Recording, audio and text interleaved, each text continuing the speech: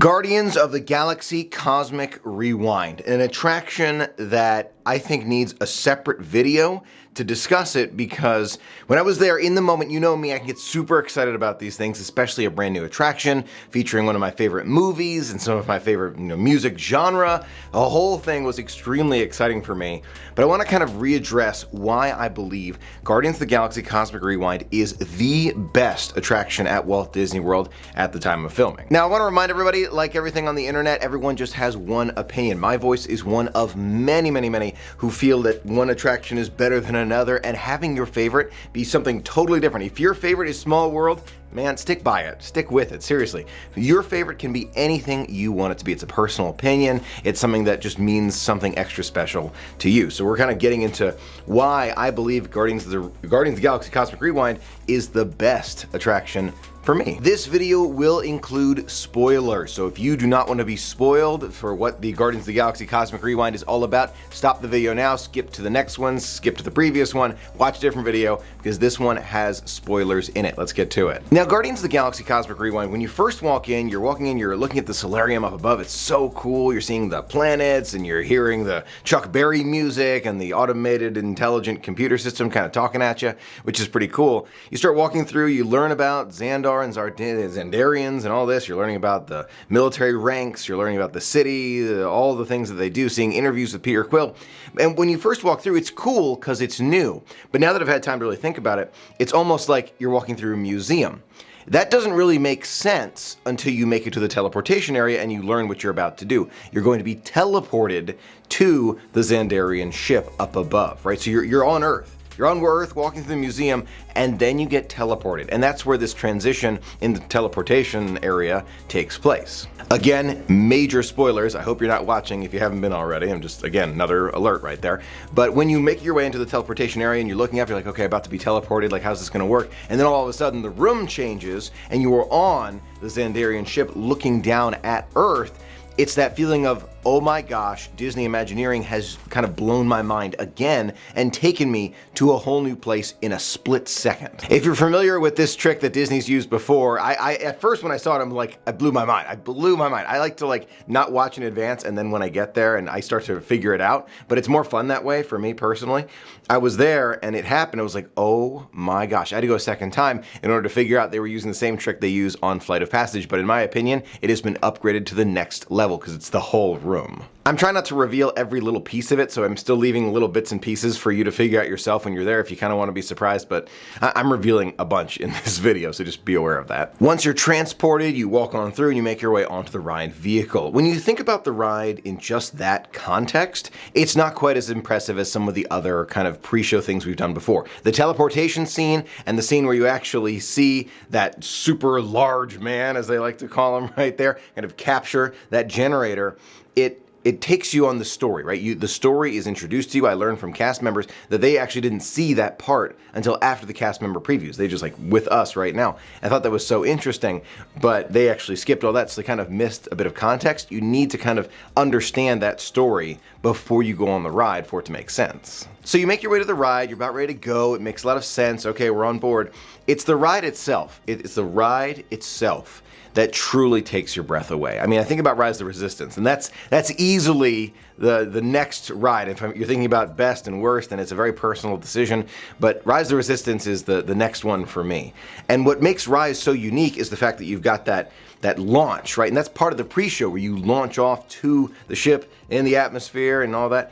That happens as part of the pre-show experience. The real attraction for Guardians is actually on the ride itself, and it's like a 3-minute attraction or something like that. It's kind of long for what you're experiencing, and I'm super happy about that. Once you're on the adventure, and I want to say this again, I mentioned this in the other video, but I want to say it again, if you've seen the POV shot where you're just looking through someone's camera, and people have brought really nice, good low-light cameras on this ride already, it does not do it any justice at all. None. I've watched the POVs, okay? I've seen them myself after riding the ride. They don't do any justice at all. I appreciate the people who put them up, sure, no problem, but you've got to ride it to get the experience. The reason is, and one of my friends really said it well, it's a dance attraction. And I didn't get that until later. It's like the whole car wants to get up and dance with some of these songs, right? And that's the appeal for me. Right away, you want to start dancing. as you're on this attraction. Again, huge spoilers, but my favorite songs are September and Conga. I kind of really like Disco Inferno too. All right, 3 favorites right there. They're all really good though, but you end up like, I don't know, getting into it even more because you know these songs. If you're like me, I knew the songs. You know these songs, you want to kind of dance along with it, and you're like on this party adventure. That's the best way to put it. I've been struggling with how to define it. It's a party adventure that you are on. And Disney, in my opinion, has never had a party adventure ride before. So what makes it a party adventure? Yes, it's the music, but it's also the fun and carefree attitude that we already know are part of the character personalities, right? And you hear like Jax making a joke, or I am Groot, or you hear Peter Quill just saying some stuff, and it's like, it's that carefree, you know, just like chilling, like, oh, here we go, saving the galaxy. It's that attitude and that mental state for me that has me saying this is the best ride. Because I can, you know, you start to relate with the character. You say, oh man, this is just gonna be fun. We're just gonna party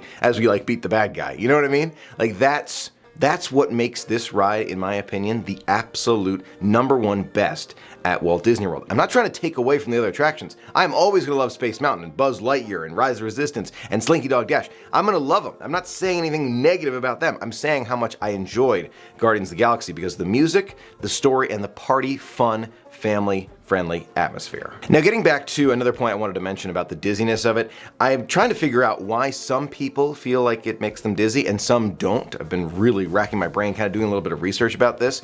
And I would recommend that if you are starting to get dizzy on this attraction, you focus more, and this is a non-medical piece of advice, just researched, okay? You focus more straight ahead rather than trying to look at the screen as you're moving. Does that make sense? So you're looking straight, no matter which way the ride vehicle goes. That might help you.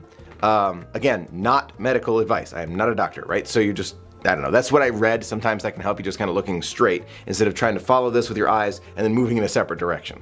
So if you feel like that might be happening, either do that, or a friend of mine said that you can close your eyes, that can help too, but you don't want to miss a moment. That's my opinion. In addition to all of that, I want to talk about the family-friendly, you know, atmosphere of the attraction. Not only is it great for the whole family, I fully agree with that, but I saw in my pass holder preview day, kids who like just were at the right height where they were allowed to ride. Like cast members are doing all their jobs that they have to do. They're well trained, and they made sure that everyone who was on the ride is tall enough to ride. But I saw many small kids go up to that height indicator to make sure they were high enough to go on this attraction, and I think all but one child I saw coming off the attraction with their families had a fantastic time. I believe that the whole family can get behind this attraction. I really do. I think that when my mom comes down and tries it, I'm looking forward to her trying it. She's not a fan of Expedition Everest, as an example, because of the G-forces you feel going backwards and the bumpiness of the attraction. I love Expedition Everest.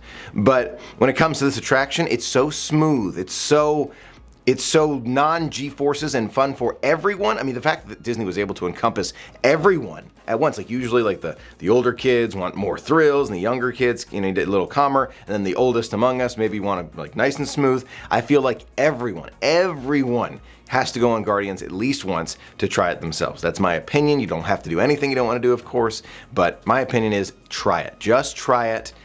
I think you're really gonna like it. I think most people are really going to like this one. Another interesting thought a friend brought up to me as I was leaving. Michael, what do you think this is gonna do when Tron comes out? I still think this is gonna be my favorite. I think Tron's gonna be great. I'm looking forward to Tron, but Guardians, they did something special. I can't wait to get back on it. I'll be honest with you, opening day cannot come soon enough. I'm so glad Disney had the annual pass holder preview. We were able to ride a couple of times, which was amazing. But when it opens, I really hope we hold on to that virtual queuing system for a little while. I think the park reservations can go away, but virtual queuing for an attraction like that is really important. Reason is, it's gonna be like a 4 or 5 hour wait if they didn't have the virtual queue. And they know this, Disney knows this. So I hope it sticks around for a while, but I have been asked my prediction for how long the virtual queue will be here. I think a good guess is through the summer and maybe some of early fall, and then that's it. I don't think we're gonna see the virtual queue for the year plus that we've seen in the past. I think it's likely gonna be just for a little while, maybe 3 months, maybe up to, I mean, it could be like 6 or 8 months, but I think that is just about it. I hope it's longer. I hope it's like foreseeable future, because I really like the virtual queue system, but not everybody does, and I totally understand that. Those are my follow-up thoughts about Guardians of the Galaxy Cosmic Rewind, and reaffirming that at the moment of this recording, it is my favorite attraction at Walt Disney World, and if you haven't been on it yet, I highly recommend it. If you've been on the attraction already on annual pass holder preview or as a cast member, if you got in this other way, let me know what you thought of it. If you're watching and you haven't been yet, that's okay. I understand you don't mind the spoilers. Let me know what you were looking forward to most and which of the songs in the song list, because if you're still here, you probably know about that too, you're looking forward to getting in the future as well. Thanks so much for being a part of it, and a huge thanks to our patrons for making it all possible. Until next time, have a magical day and see you real soon.